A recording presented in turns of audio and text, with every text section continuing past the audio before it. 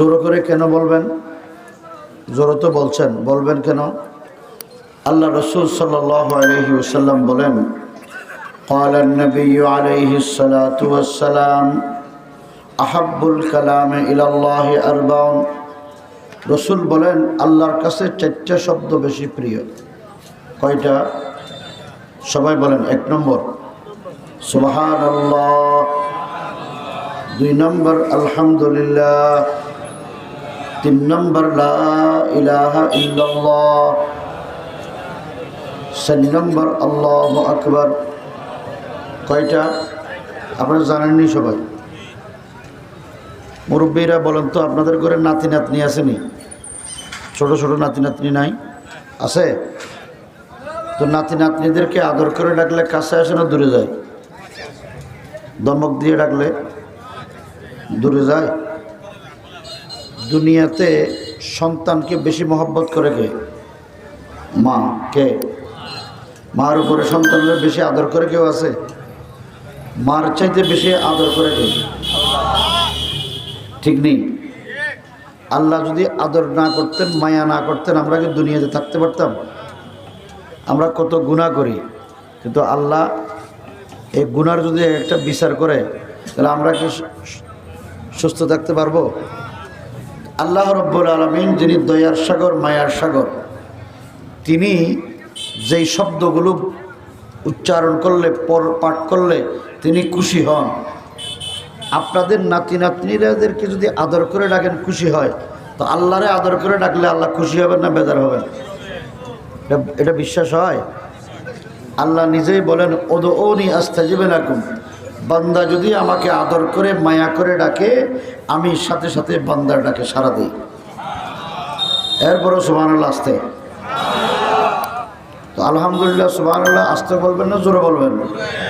মনে থাকবে তো? আমি আপনাদের সামনে ছোট্ট একটা আয়াত তেলাওয়াত করেছি।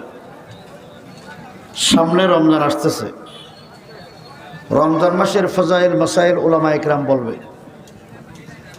তবে আমি বলি, রসুল আকরাম সাল্লাল্লাহু আলাইহি ওয়াসাল্লাম বলেন, রমজান মাসকে আল্লাহ 3টা ভাগে ভাগ করছেন। প্রথম আউয়ালুহু রহমা, প্রথম 10 দিন হলো রহমতের। ওয়া আওসাতুহু মাগফিরা, মধ্য 10 দিন হলো মাগফিরাতের। ওয়া আখিরুহু ইতকুম মিনান নার, আখিরি 10 দিন হলো জাহান্নাম থেকে মুক্তির। কয়টা ভাগ? 3 ভাগ। তো রমজান মাসে এই 3টা ভাগে আমরা রোজা রাখবো তো ইনশাআল্লাহ। রমজান মাসে আল্লাহ বিশেষ পুরস্কার দেন। কি পুরস্কার? রসুল বলেন, আসসাওমু লি ওয়া আনা আজজি বিহি। রোজা আমার জন্য এবং এর বদলা আমি আল্লাহ নিজেই দেব। এখন আল্লাহ কেমনে দিবেন? আল্লাহ তো অনেক কিছু দিবেন। এর ভিতরে হাদিসে আছে, রোজাদাররা জান্নাতে প্রবেশ করবে। শুধু রোজাদারদের জন্য আল্লাহ পাক একটা গেট রাখছেন, জান্নাতের দরজা রাখছেন। এই দরজার নাম হলো রাইয়ান। কি নাম? রাইয়ান। রসুল বলেন, রমজান মাসে যেই ব্যক্তি 4টা কাজ করবে, সেই রাইয়ান দরজা দিয়ে জান্নাতে ঢুকবে। কোন কাজ? 1 নম্বর ইস্তেগফার বেশি বেশি করে পড়বেন। পড়েন, আস্তাগফিরুল্লাহ, আস্তাগফিরুল্লাহ, আস্তাগফিরুল্লাহ, আস্তাগফিরুল্লাহ, আস্তাগফিরুল্লাহ। মনে থাকবে? এটা কঠিন। 2 নম্বর কালিমা শাহাদাত পাঠ করবেন বেশি বেশি করে।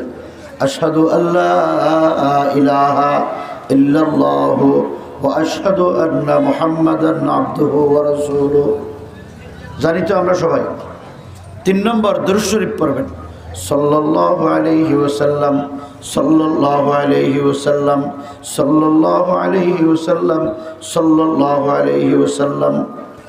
4 নম্বর, যার যতটুকু শক্তি আছে, সামর্থ্য আছে, এই অনুযায়ী গরিব, অসহায়, দরিদ্র মানুষ থাকলে, এতিম থাকলে, আত্মীয় স্বজন গরিব থাকলে তাদেরকে সাহায্য করবেন। পারবো? কয়টা কাজ? এই 4টা কাজ করতে বেশি কষ্ট হবে। একটা টাকা পয়সা দিলে হয়তো মনে কষ্ট লাগবে, কিন্তু বাকি 3টাতে কোনো কষ্ট আছে? তো আমরা এই চারটা কাজ করে জান্নাতে যাওয়ার জন্য রাজি না বেরাজ? রাজি? আল্লাহ পাক আমাদের সবাইকে জান্নাতে যাওয়ার তৌফিক দান করুন। এই রমজানের ফজিলত, রমজানের মাগফিরাত, রমজানের বরকত হাসিল করার তৌফিক দান করুন। আমি একটা আয়াত তেলাওয়াত করেছি। আল্লাহ বলেন, ওয়ালাকাদ যারানা লি জাহান্নামা কাসীরাম মিনাল জিন্নি ওয়াল ইনস, আমি অধিকাংশ মানুষ এবং জিনদের জন্য জাহান্নাম তৈরি করে রেখেছি। কে বলেন? আল্লাহ। আপনারা বলেন তো, দুনিয়াতে আল্লাহ আমরা আসার জন্য আল্লাহর কাছে কি দরখাস্ত করেছি, আবেদন করেছি? আল্লাহ আমরা দরখাস্ত করি নাই, আবেদনও করি নাই। আল্লাহ দয়া করে, মায়া করে, আদর করে আমাদেরকে দুনিয়াতে পাঠাইলেন। তো যে আল্লাহ দয়া আদর করে পাঠাইলেন, সে আল্লাহ বলেন অধিকাংশ মানুষদের জন্য জাহান্নাম তৈরি করে রেখেছি। তো অধিকাংশ মানুষ জাহান্নামে গেলে আল্লাহ আদর করে দুনিয়াতে পাঠাইলেন কেন? বুঝেননি কথা?